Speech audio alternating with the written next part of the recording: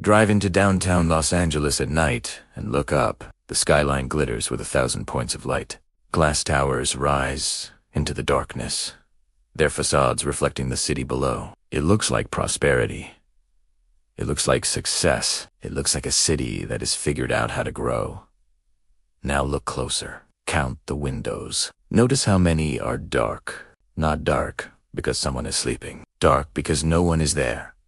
Dark because no one has ever been there. Dark because these apartments, these condos, these luxury units that cost more than most people earn in a decade sit empty, waiting for owners who may never arrive. This is the secret of the Los Angeles skyline. Behind the glass and steel, behind the architectural ambition and the developer promises, lies a city of hollow towers. Buildings designed for thousands that house hundreds. Amenities built for crowds that serve almost no one. Lobbies that echo with footsteps that never come. Los Angeles has a housing crisis. People sleep on sidewalks within sight of these towers. Families crowd into apartments they cannot afford. The wait list for affordable housing stretches years into the future, and yet, high above the chaos, thousands of luxury units sit vacant.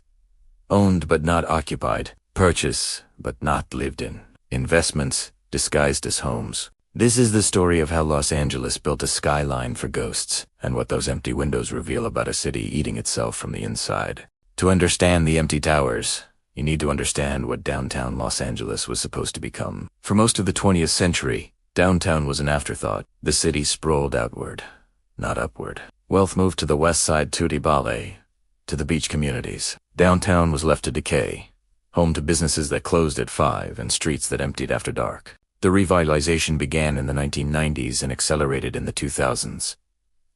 Developers saw opportunity in the abandoned buildings and cheap land. The city saw a chance to create density, to build a true urban core, to compete with New York and Chicago and San Francisco.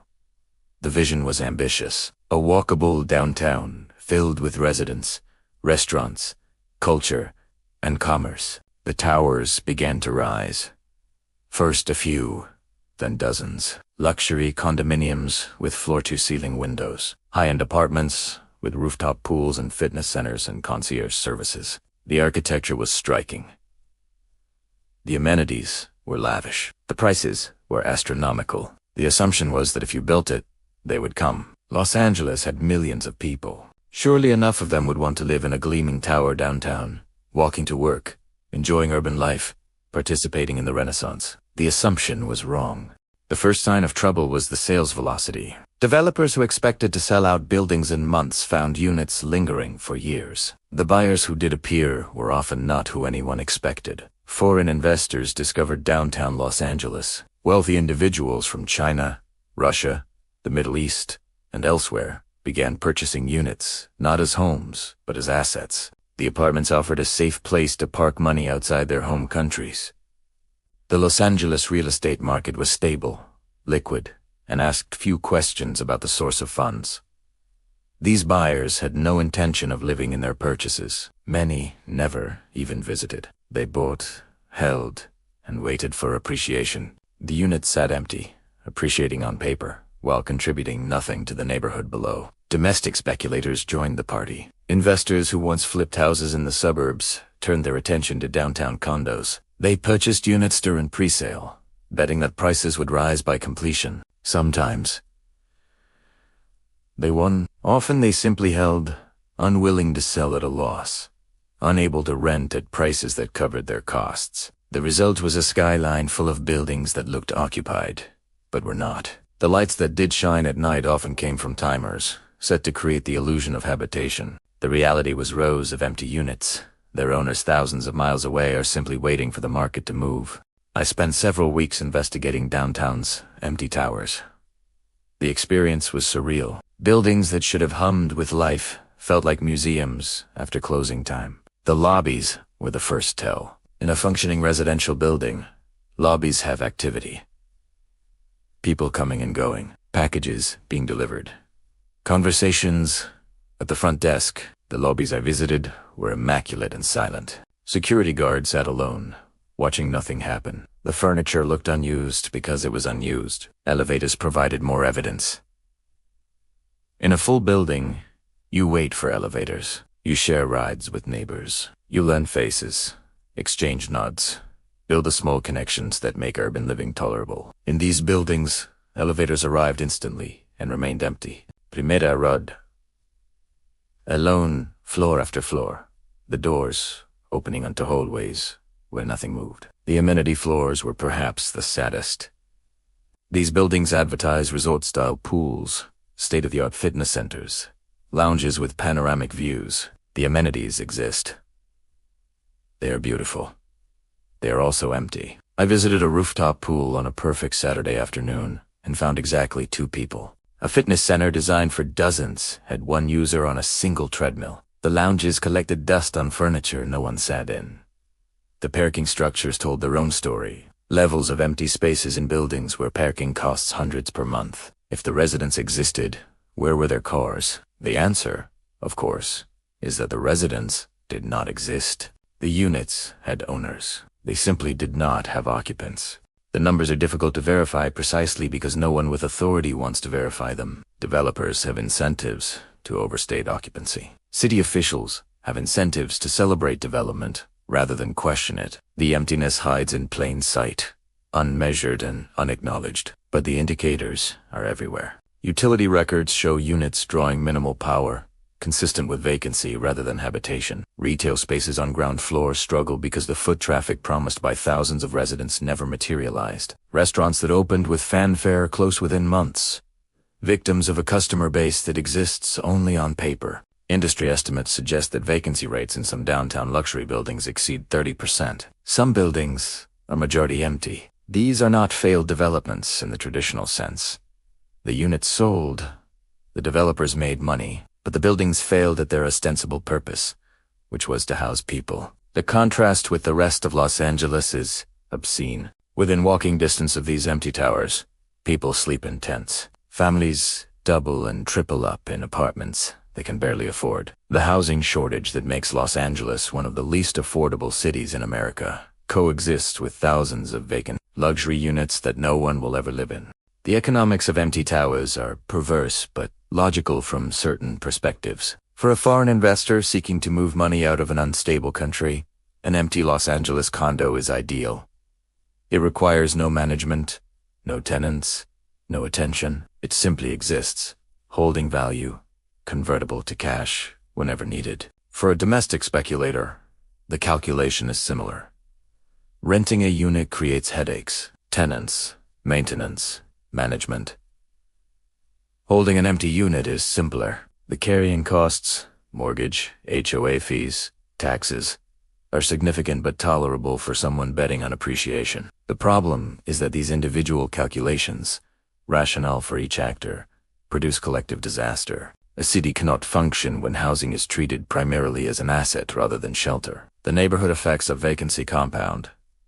Empty buildings mean empty streets. Empty streets mean failed businesses. Failed businesses mean less reason for anyone to live downtown at all. The developers understood this risk and tried to mitigate it. Many buildings include rental components alongside for-sale units. Some imposed restrictions on investor purchases, though these were easily circumvented. A few attempted to limit foreign ownership entirely, only to face legal challenges and market resistance. In the end, the market demanded what it wanted, and what it wanted was not housing. It wanted assets shaped like housing. Los Angeles obliged. The pandemic accelerated dynamics that were already in motion.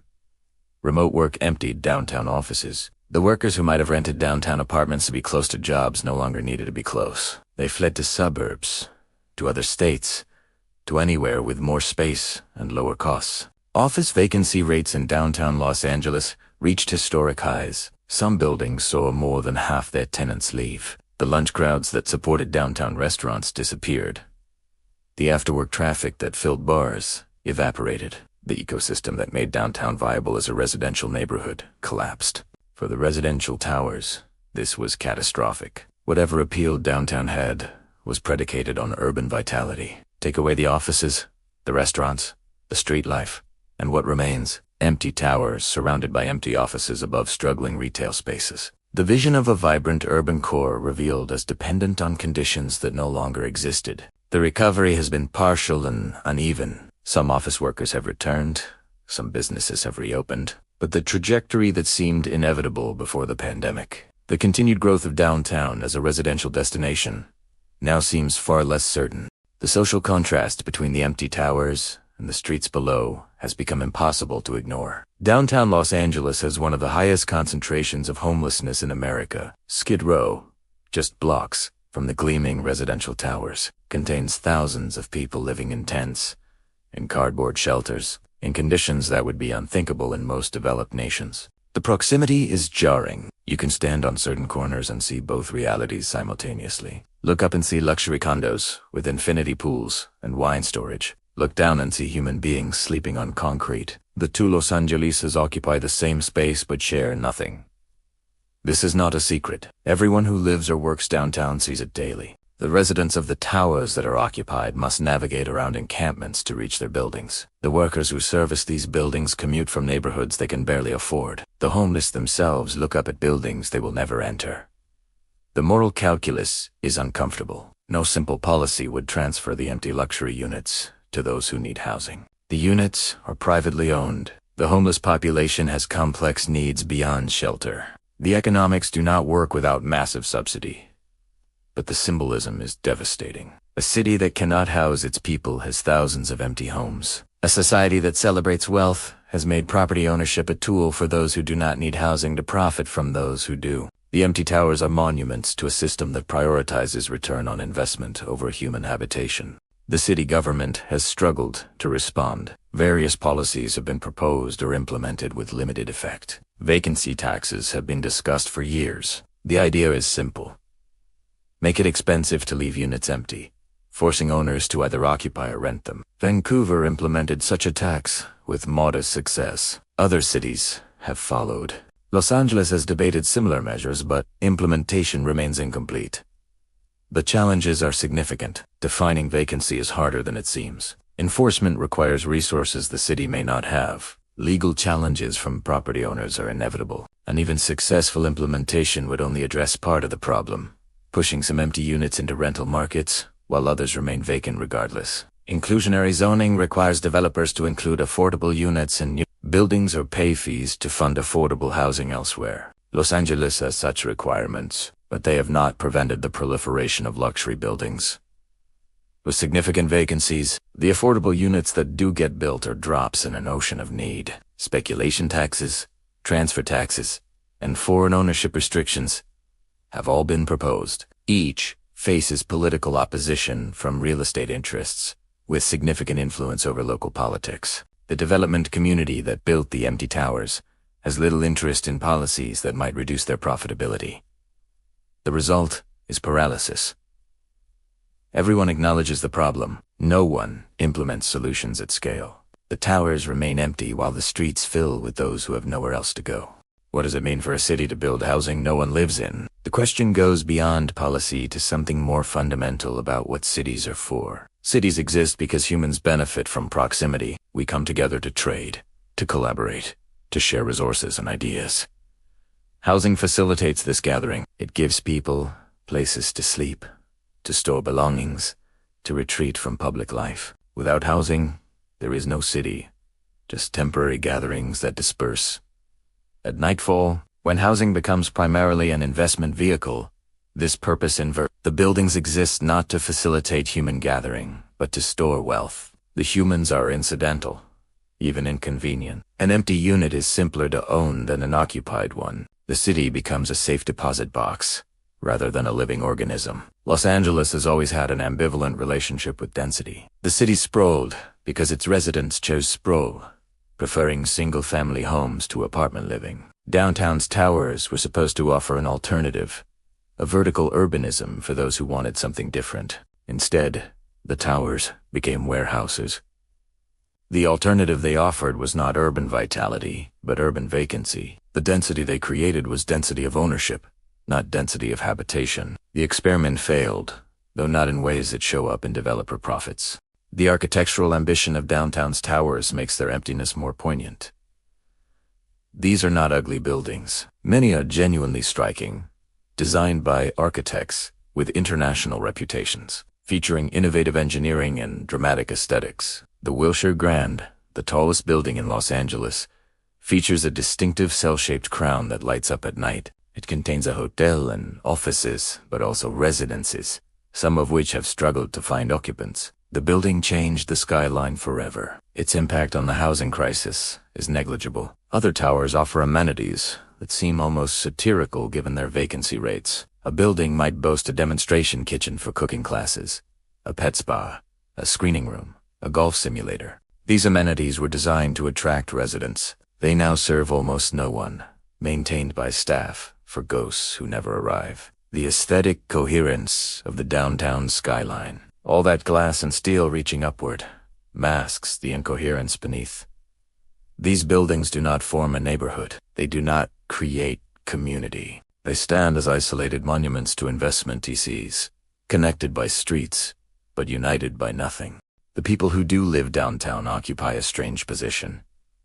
They are pioneers in a frontier that failed to develop. They moved to the towers expecting a neighborhood to form around them, and found instead a collection of buildings that never coalesced into something greater. Residents describe isolation in the midst of density. Floors where they know no one because no one else lives there. Amenity spaces they have to themselves because no one else uses them. The urban vitality they sought remains perpetually around the corner, arriving next year, dependent on the next building or the next wave of residents. Some have adapted, finding community where they can, appreciating the quiet and space that vacancy provides. Others have left, frustrated by the gap between the downtown that was promised and the downtown that exists. The turnover in occupied units is high. The emotional investment in the neighborhood is low. The service workers who maintain the buildings see everything. The doormen and security guards know which units are occupied, which have never been visited, which belong to owners whose names they recognize from news stories about foreign wealth. They maintain discretion because their jobs depend on it,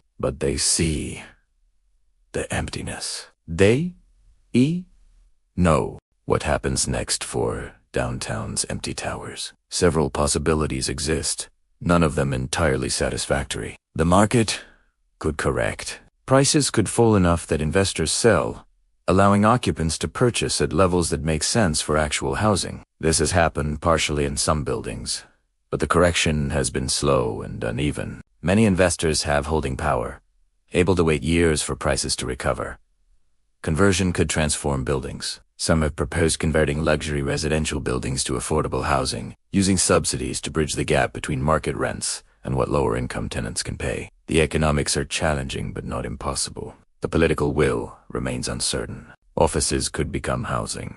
The empty office buildings downtown could theoretically be converted to residential use, adding supply that might moderate prices. Such conversions are expensive and complicated, requiring significant renovation to transform floor plans designed for commercial use into functional apartments, or nothing could change. The towers could remain as they are, monuments to a particular moment in Los Angeles development, slowly aging while remaining largely empty. The city has shown remarkable tolerance for dysfunction. The empty towers might simply become part of the landscape, unremarked upon, accepted as normal. The homeless encampments that border downtown's luxury towers have become a permanent feature of the landscape.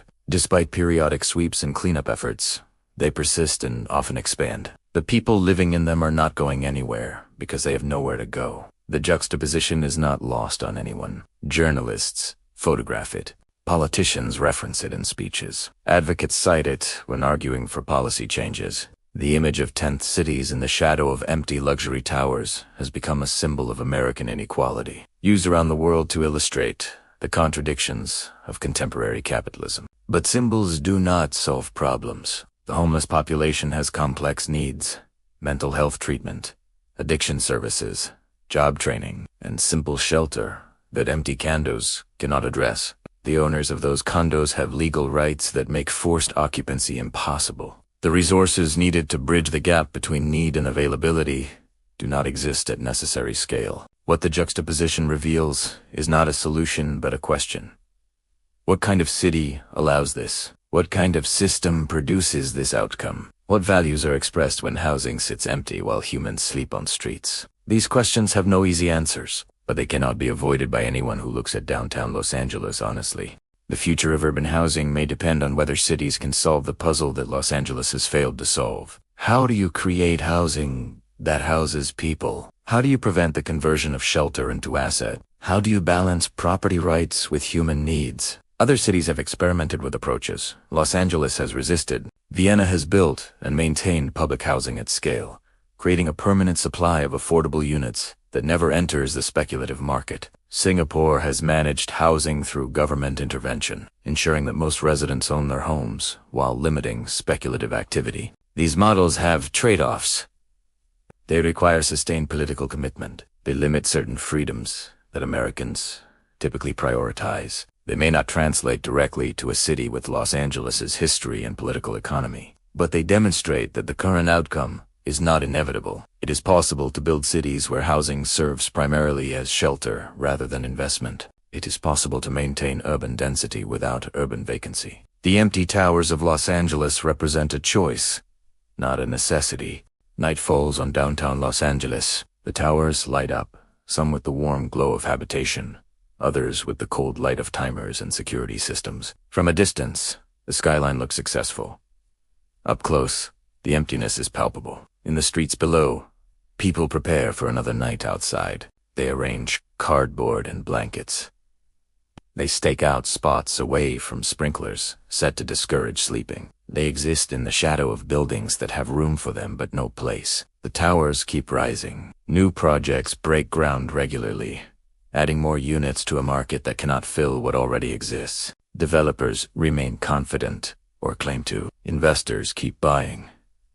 The construction cranes keep swinging against the sky. This is Los Angeles in the 21st century. A city building housing for people who will never live in it. A city with thousands of empty homes and thousands of homeless people. A city where the skyline represents not prosperity, but the performance of prosperity. A stage set for an audience that does not exist. The empty towers will remain. They are too valuable to demolish, too expensive to convert, too protected to repurposed by force. They will stand as monuments to a particular idea about housing in cities and wealth, an idea that prioritized return over residence, investment over inhabitation. And every night, the lights will come on, some real, some programmed, illuminating nothing, housing no one. The ghost city within the city, visible to anyone who looks, invisible to everyone who prefers not to see. The windows stay dark. The units stay empty, and Los Angeles keeps building toward a skyline that promises everything and delivers nothing at all.